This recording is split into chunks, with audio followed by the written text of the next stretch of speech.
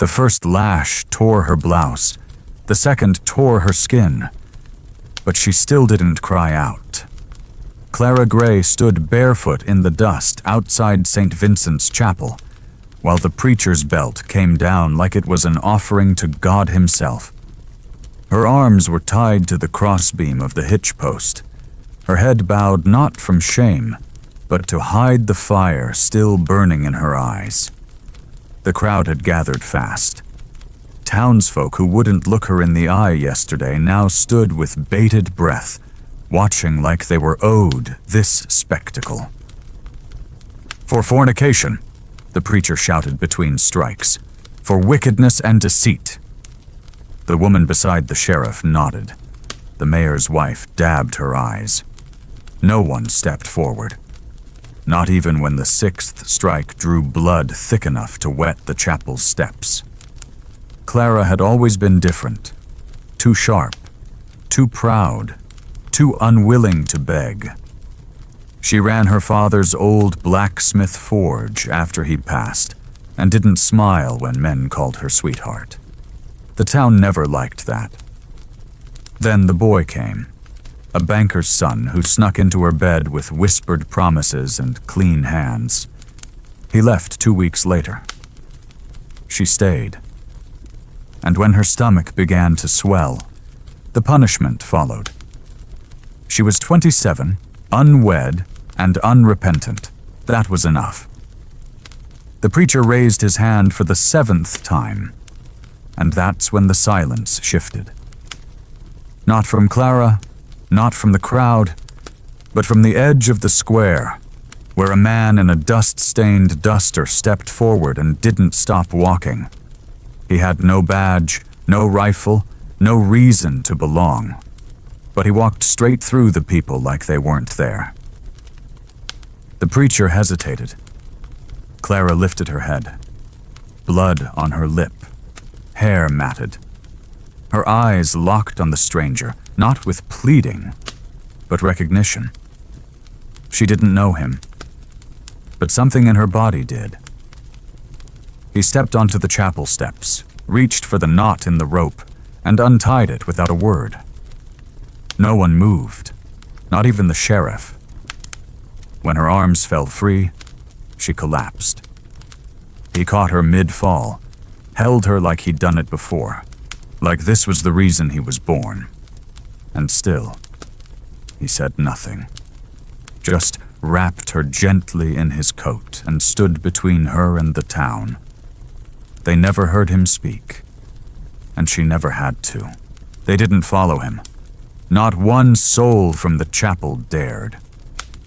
The cowboy walked with Clara in his arms, her blood soaking through his coat, his boots steady against the dry, cracked street that had never seen a man like him. She wasn't conscious, just drifting in and out, her lips parted, eyes fluttering like someone half between pain and a dream. But her fingers, barely curled, clung to the edge of his collar like she knew she was finally safe. He didn't take her to the doctor. He didn't ask for help. He walked to the edge of town, past the smithy, past the well, to the little cabin where the widow Grafton once lived, long since abandoned and left to rot. He kicked the door open and laid her gently on the cot inside, stripped off the ruined blouse, and cleaned the wounds with water from his own canteen. His hands were precise but soft, like he'd done this before, like he'd carried broken things that deserved more than the world had given. When she woke, it was dark. The coat still lay over her, heavy with his scent, earth, tobacco, and something faintly like sage. Her back throbbed. Her lips were swollen, but her mind was clear. She sat up slow, clutching the coat to her chest, and looked around. He was there, just a few feet away, sitting on the floor beside the door, hat pulled low, watching her with eyes the color of dusk. "Why?" she whispered. Her voice cracked. It didn't seem to faze him. He just tilted his head slightly, then looked down at his hands. She tried again. "You don't even know me." He said nothing. Just took a deep breath, reached into his pocket and pulled out a strip of leather, torn, weathered, but stitched at the edge. He held it up. She recognized it instantly. Her father's branding strap, the one he used on every finished horse. She hadn't seen it in years. She gasped. "Where did you get that?" The man finally looked her dead in the eye, and for one long second she saw something flicker behind his silence. Not fear, not pity, but something closer to memory. He didn't speak. He didn't have to. The strap lay across his palm like a question only she could answer. Clara reached for the strap like it might burn her. The stitching was still there. Her father's initials on one side, the faint starburst he'd carved on a drunken Sunday etched into the edge. It wasn't just a tool. It was legacy. "This was lost in the fire," she said, her voice thin, disbelieving. "I looked for it for weeks." The cowboy's face didn't change. He set it gently on the table beside her, then leaned back, his silence heavy with something that filled the room more than words ever could. "Did you know him?" she asked. "My father?" He blinked once, then reached into his coat and pulled out a folded scrap of paper, creased, yellowed, barely holding together. He slid it across the table. Her hands shook as she opened it. It was a sketch, rough, charcoal-smeared but unmistakable. Her father, laughing, holding a little girl on his shoulders, her. She covered her mouth, tears springing up too fast to stop. "Who are you?" she whispered. He pointed to the bottom corner of the paper. A signature. M. Grafton. Her breath caught. "Miriam Grafton's boy?" The cowboy gave the faintest nod. Clara remembered her. The widow who lived outside town. The one folks said took in every stray, human or otherwise. Died during the flood. People claimed no family ever came to bury her. But she had a son, and that son had drawn this. "You watched us," Clara said, stunned. "You were there that day." He nodded again. "Why didn't you say something? Back then?" Still, he said nothing. She looked at him, truly looked this time, at the way his jaw tightened when he breathed, at the scar that split his eyebrow like a forgotten word. He hadn't come to rescue her. He'd come to return something. A memory, a kindness, a truth no one else had carried. "You saw me before they did," she murmured. "And now you're here again." His eyes met hers. They didn't need a sentence, just a silence deep enough to hold all that had never been said. Outside, the wind shifted, and for the first time in days, Clara didn't feel ashamed of the name she carried. When Clara stepped outside the cabin the next morning, the air tightened. Dust curled around her bare ankles like it too was waiting to see what she'd do next. The church bell rang, distant and cold. She wore her father's old coat now, patched at the elbows, and beneath it, bandages pressed against healing flesh. The silent cowboy followed her out, but kept his distance, shadowing her like a promise no one else had the courage to make. The town had expected her to vanish, crawl away in shame, maybe flee to the next county like the others who were branded before her. That's what women did after the belt. Disappeared, hid, broke. But Clara didn't. She walked to the smithy with her chin high, unlocked the door with a rusted key, and lit the forge like she had every morning before the boy with clean hands ruined everything. Flames roared to life. She fed them with scrap iron and coals that had waited too long for someone to believe they were still useful. By noon, people began to appear. Not to help, not to speak, just to watch. The mayor's son crossed the street, caught sight of her at the anvil, and turned white as paper. He didn't wave. He didn't stop. She let him walk. He'd said nothing when she was dragged into the square. He didn't deserve a word now. But what made him stumble wasn't just her. It was the man beside her, hammering slowly at a blade, sleeves rolled to the elbow, scars visible and quiet like truth carved into skin. He never looked up, never asked for a wage.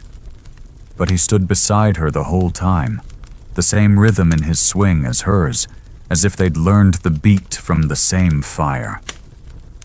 When a child came near with wide eyes and a copper coin, Clara took it gently and handed the boy a horseshoe she'd etched with a single star. The same star that lay stitched into the strap her father once owned. The child smiled, ran off. Clara didn't smile back, but her eyes softened. And when she glanced towards the cowboy, he finally met her gaze, steady and proud. She wasn't the story the town wanted anymore. She was the story it couldn't ignore. They called him the Silent One, long before he ever held Clara. No one knew his name. No one remembered when he arrived. But after that morning at the forge, the town learned how loud a man could be without saying a word. When the saloon's piano broke, he fixed it with 3 nails and a wire pulled from his saddlebag. When the blacksmith's bellows cracked, he built a new one with wood scavenged from the chapel fence. He never charged, never nodded, just worked. And still, no one dared approach him without purpose, except Clara. She spoke around his silence like it was a language only she understood. "You want coffee or tea?" she'd ask, placing both mugs down without waiting. He always picked coffee. "You were a left-handed shooter, weren't you?" she asked one evening, noticing the way his right wrist bore the deep twist scars of a healed break. He didn't flinch, just raised his left hand, mimed a draw, and let it rest on the table between them. "What happened?" she asked. His fingers tapped 4 times, then a pause. 4 again. Morse code. A habit her father once taught her to watch for. A trap, that's what he spelled. She blinked. "You trusted someone." He looked away. The message had been enough. And that was how he told stories. In gestures, in pauses, in tools fixed and buttons sewn and horses calmed. Clara didn't need more, not from him. One night she brought out the box of belongings they'd saved from the fire years ago. Things she hadn't touched since her father died. Letters, burnt at the edges. A photograph with her mother's face faded but still smiling. A coin from the war.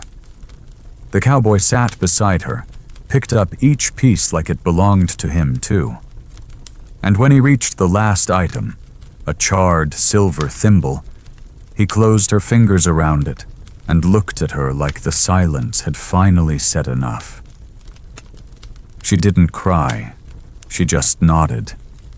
Because when the world had shouted at her, punished her, and turned away, this man had held her without noise, without question.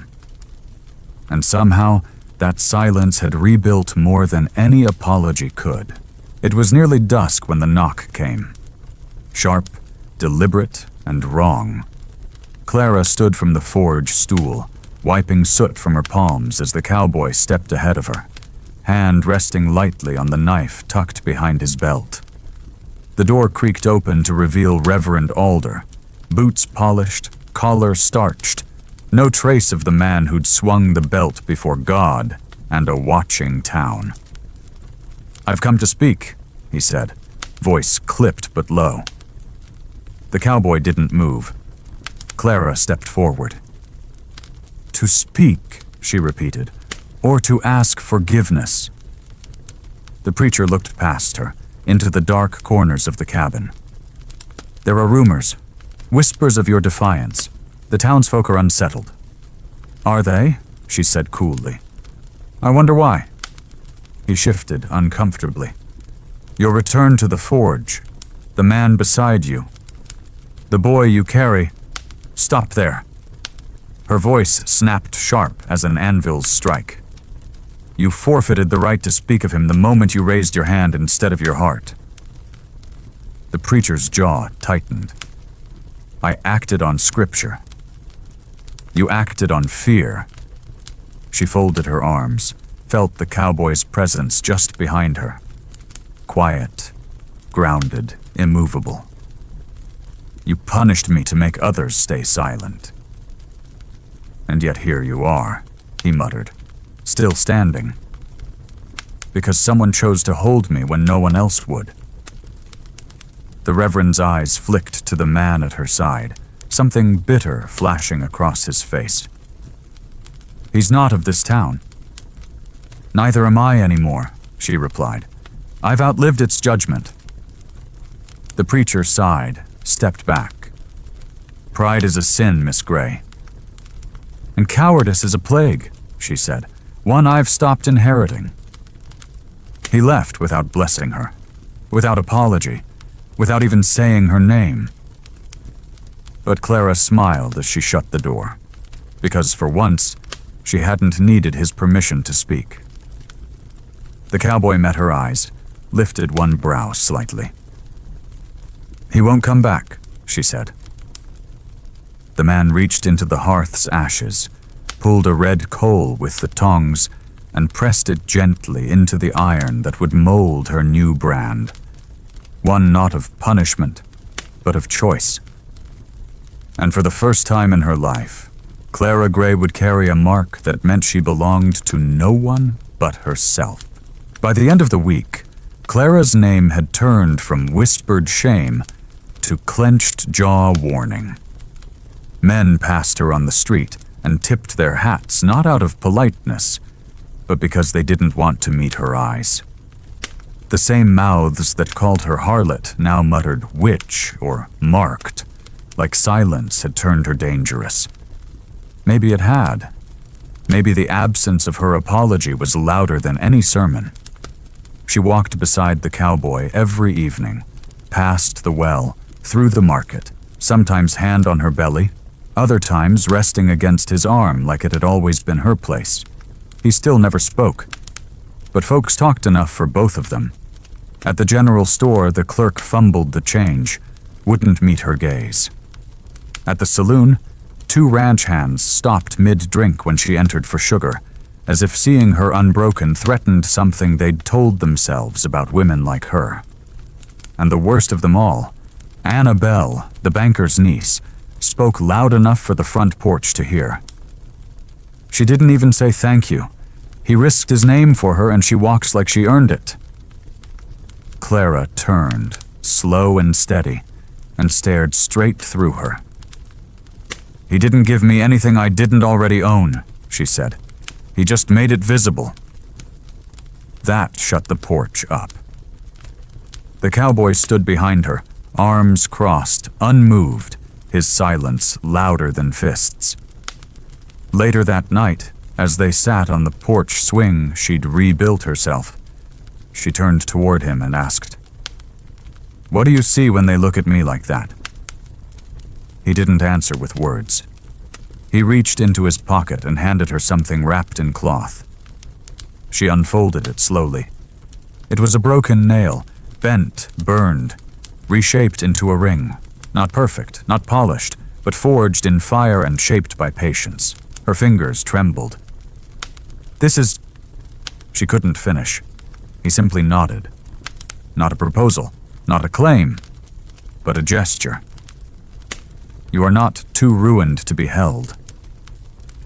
Clara didn't cry. She never had for pity. But her eyes shone, and she slipped the ring onto her finger without ceremony. The world had tried to silence her. But this man had taught her that silence could be strength, too, if it came from choice. And in that silence, she had finally begun to speak. The storm rolled in like it had a purpose. Low skies, sharp wind, and thunder that sounded more like memory than weather. Clara's contractions began just after dusk, no warning but the way her hand clutched the edge of the table and didn't let go. The cowboy didn't flinch. He built the fire higher, boiled water, stripped the bed with practiced hands. He didn't speak. He didn't pace. Just nodded when she said, "It's time," and stood beside her with the same stillness he'd offered from the first day. The wind howled like the town itself was trying to unmake her, but Clara didn't scream. She bore down, sweat soaking her brow, blood warming the blankets, and when her voice finally broke, when she cried out not from pain but from power, he was there, hands steady beneath her knees, catching a life she had never once believed she'd earn. A boy, red-faced, furious, alive. Clara laughed, breathless, broken open in every way a woman can be, and pulled the child to her chest. "He looks like me," she whispered. The cowboy reached forward, brushed the baby's cheek with the back of his knuckle, and for the first time, she saw his mouth form something close to a smile. "Will you name him?" she asked. He shook his head. She understood.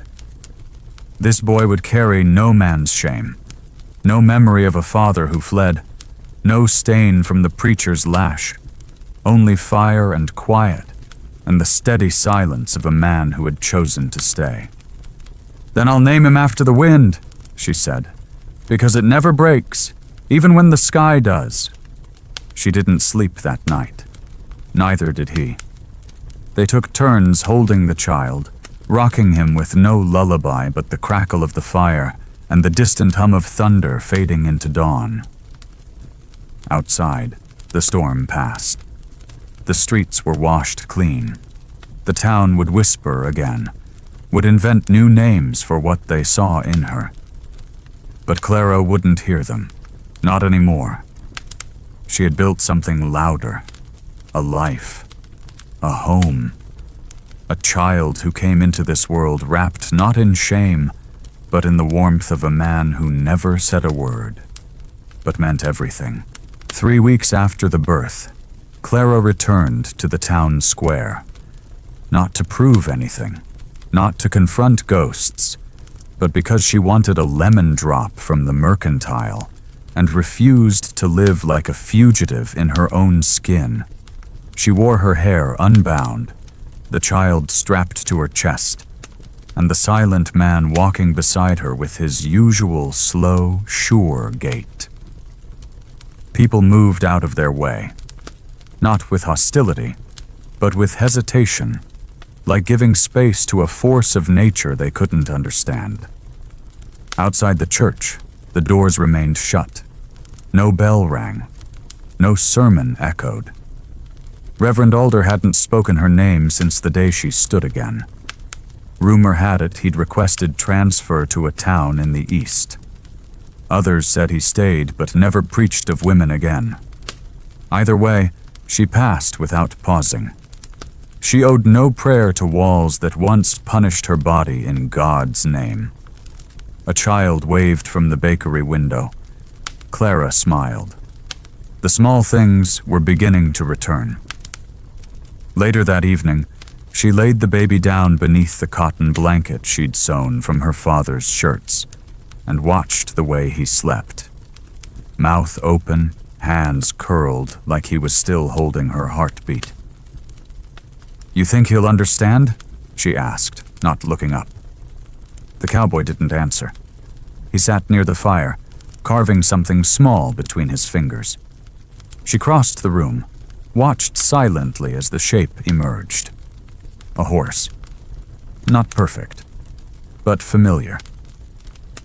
My first toy was just like this, she said, tracing the grain. My father made it the night my mother died. The cowboy looked at her, eyes soft beneath the shadow of his brow. She placed the carving beside the sleeping child, then turned back to him. What you gave me, she said slowly, wasn't rescue. It was a place to return to when no one else waited. He rose slowly and took her hand. For a moment, neither moved. There were no vows, no claims. But in that shared silence, there was the steady pulse of something whole. He brushed his fingers against her cheek. She leaned into it. And outside, as twilight fell across the cabin and the forge grew quiet, the town forgot how to define her. But she remembered who she was. Years later, they would whisper about her like she'd been a myth. Some said she cast spells from her forge.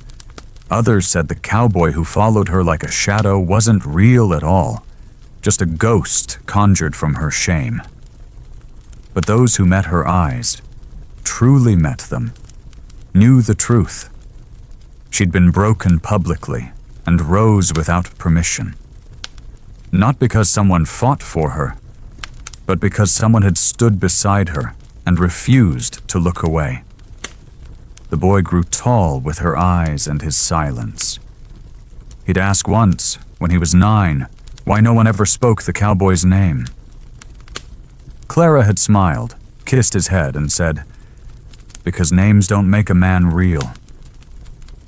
Deeds do."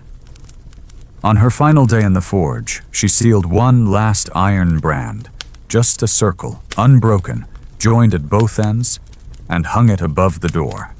Not for sale, not for use, just a symbol that even what's scarred can be whole.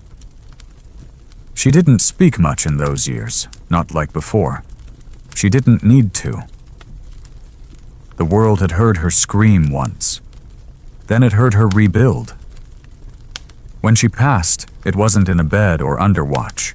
It was in her swing, child asleep on her lap, sun dipping behind the chapel she no longer feared. And beside her still sat the man who had never spoken a word. His hand rested on hers. His eyes never closed. When they buried her, no priest was called. Just townsfolk with their hats in their hands, uncertain of what to say. But the boy spoke. She wasn't shamed, she was sacred. And with that he placed the broken nail ring, now worn thin, into her palm. They say the cowboy vanished after that, walked past the hills, never looked back. But the swing remained. So did the forge, and the brand above the door, because the town didn't build her legacy. She did, not with noise, not with rage, but with silence. Chosen, steady, sacred. She had been whipped in front of the church, but she had been held, truly held, by someone who didn't need to explain why she was worth it. And in the end, that was the loudest thing of all. If this story stayed with you, subscribe to Echoes of the West, and tell us in the comments, can silence say more than any vow?